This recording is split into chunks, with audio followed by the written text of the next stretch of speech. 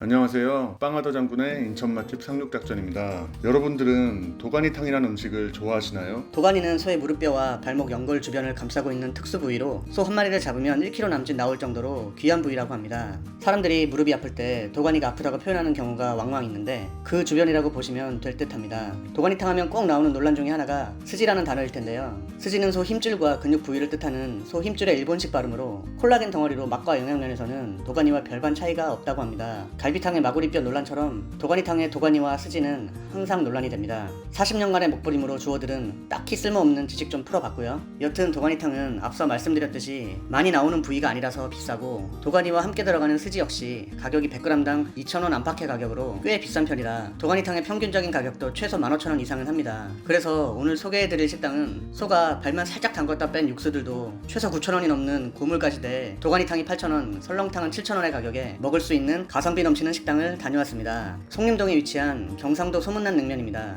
경상도 소문난 냉면집은 송림동 주택가에 자리 잡고 있으며 주차는 가게 앞이나 근처 골목 빈자리에 하셔야 됩니다. 상호명처럼 냉면이 대표 메뉴로 2대째 영업 중이라고 하는 역사가 있는 곳입니다. 내부는 입식과 좌식으로 나누어져 있어서 편하신 곳으로 자리를 잡으시면 됩니다. 요즘은 보기 드문 정겨운 연탄 난로가 감성적인 느낌으로 다가옵니다. 빵하더가 잼민이 시절 저런 난로 위에다가 양은 도시락 올려서 대표 먹던 시절에 아련한 추억들이 떠오르네요. 물냉면과 비빔냉면이 6,000원의 가격으로 직접 육수를 내셨는데 저렴한 편입니다. 도가니탕은 8,000원, 설렁탕은 7,000원의 가격으로 더욱 놀라울 만한 가격입니다. 한우가 아니어도 요새 설렁탕은 9,000원, 도가니탕은 15,000원 이상 아닌가요? 그리고 상호명처럼 주력인 냉면 육수는 40년 전통 한우 뼈 육수라고 합니다. 상호명이 냉면인 가게에선 모두 냉면을 먹는 것이 국룰이지만 이것저것 다 먹고 싶어서 잼민이 마냥 여러 개를 주문해봤습니다. 7,000원의 설렁탕과 8,000원의 도가니탕, 그리고 대표 메뉴 물냉면 6,000원, 그리고 물맨두 2,500원까지 푸짐하게 주문해봤습니다. 사골국물 3그릇에 물맨두까지 해도 23,500원의 가격으로 혜자스런 한 상입니다. 국물이 모두 하얘서 죄다 비슷비슷해 보이지만 이 녀석은 설렁탕입니다. 주문 시 따로 달라고 요청드린 초장 비주얼의 냉면 양념장이 보이고요. 청량감이 있어서 시원해 보이는 열무김치도 나옵니다.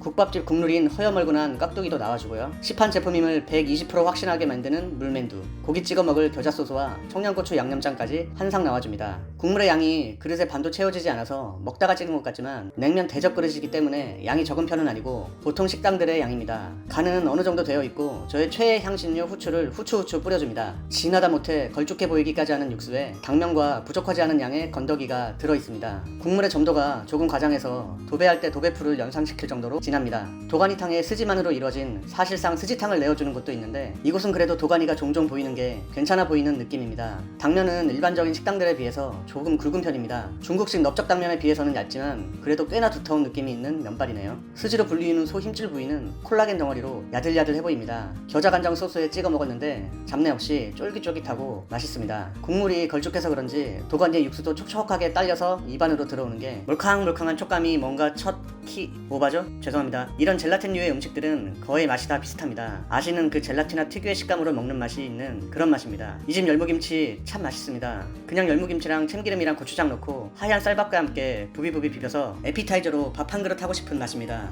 깍두기는 빛을 못 보냥 허여멀건해서 별로일 줄 알았는데 쌀밥과 먹어도 도가니탕과 먹어도 잘 어울릴 정도로 궁합이 괜찮았습니다. 밥말리 타임이 돌아와서 밥을 말아줬습니다.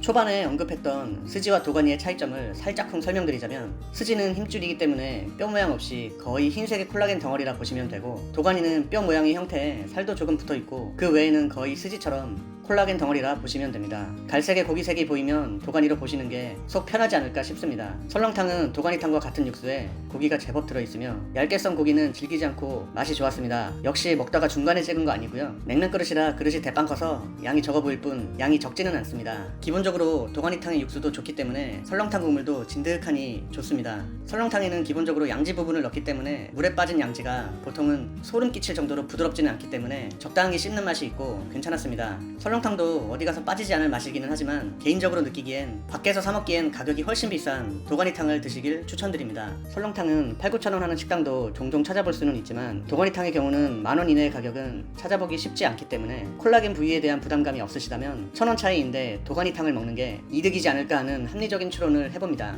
이제 드디어 이 식당의 메인인 물냉면 차례가 돌아왔습니다. 물냉면 색깔이 설렁탕 색깔이 나고 비주얼 참 생소하죠? 상호명이 경상도라 있기 때문에 처음에는 진주냉면 스타일인가 싶었지만 고명을 육전으로 올려서 내어주는 진주냉면과는 분명한 차이가 있고 소뼈를 우려냈다고 하니 백령도식일지도 모르겠습니다. 백령도식이나 황해도식 냉면이 사골육수에 까나리 액젓을 넣어서 먹는데 그런 느낌은 또 아닌 듯하고 이 집만의 스타일이 있는 듯합니다. 생활의 달인에 나온 부평 막국수도 뽀얀 국물이긴 했는데 살얼음이 있어서 그런지 더 뽀얀 느낌입니다. 사골육수 냉면에 다양한 고명이 있는데요. 훈제란으로 추정되는 계란과 냉면, 무, 특이하게 미나리가 들어있습니다. 육수는 사골육수라 고소한 맛이 나는데 이건 평양냉면의 결과는 또 다른 적응의 시간이 필요해 보였습니다.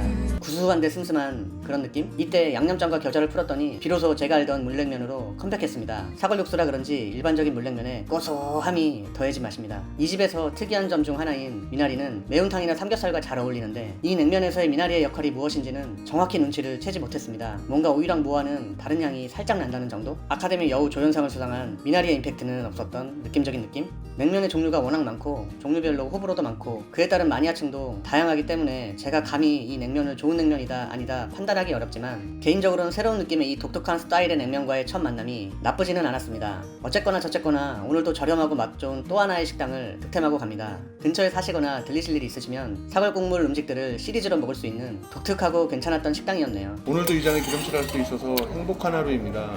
다음에는 구독과 좋아요 한 상태에서 만나요. 제발.